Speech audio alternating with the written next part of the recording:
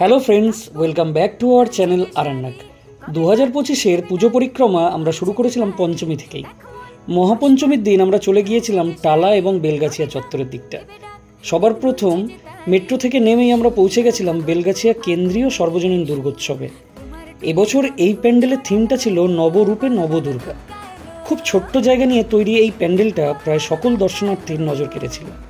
প্যান্ডেলের গায়ে নিখুঁতভাবে কাঠের এবং অন্যান্য জিনিস দিয়ে কাজ করা হয়েছিল।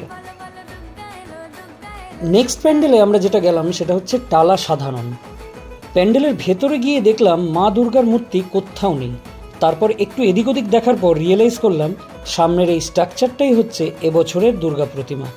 মা দুর্গার মূর্তিকে এরা খুব সুন্দর ইউনিক ওয়েতে রিপ্রেজেন্ট করেছে।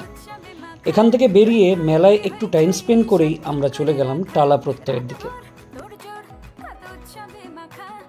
আমরা পঞ্চমীর দিন গিয়েছিলাম বলে ভিড় অনেকটাই কম পেয়েছিলাম, তাও প্যান্ডেলের কাছাকাছি পৌঁছাতে পৌঁছাতে আমাদের লাইনে প্রায় 40 মিনিট লেগে গিয়েছিল।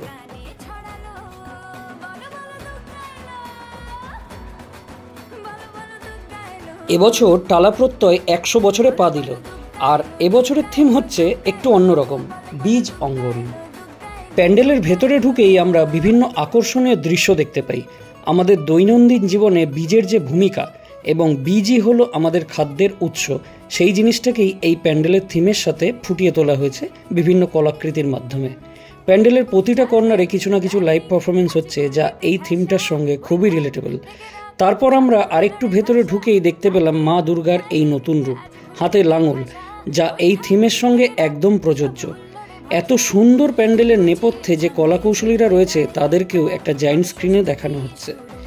আজকের পুজো পরিক্রমা এখানেই শেষ করলাম। দেখা হচ্ছে আবার পরের ভিডিওতে।